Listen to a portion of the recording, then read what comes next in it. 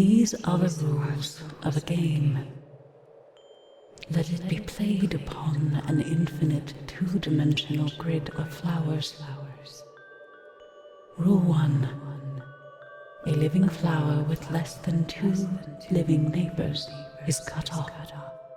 It dies. Rule 2. A living flower with 2 or 3 living neighbors is connected. It lives. Rule 3.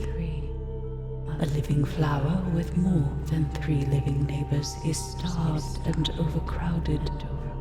It dies. Rule 4. A dead flower with exactly 3 living neighbors is reborn. It springs back to life. The only play permitted in the game is the arrangement of the initial flowers. This game fascinates kings. This game occupies the very emperors of thought.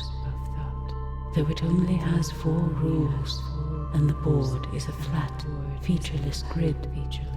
In it you will find changeless blocks, stoic as iron, and beacons, and whirling pulsars, as well as gliders that soar out to infinity, and patterns that lay eggs and spawn other patterns, and living cells that replicate themselves wholly.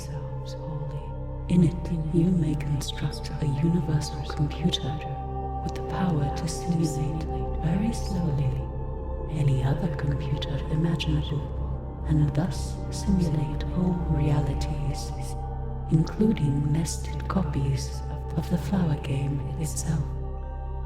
And the game is undecidable. No one can predict exactly how the game will play out, except by playing it.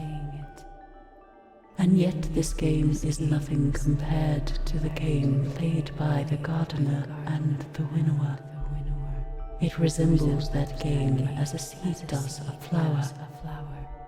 No, as a seed resembles the star that fed the flower and all the life that made it.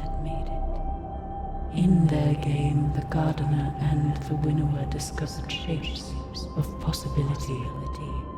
They foresaw bodies and civilizations, minds and cognitions, qualia and suffering.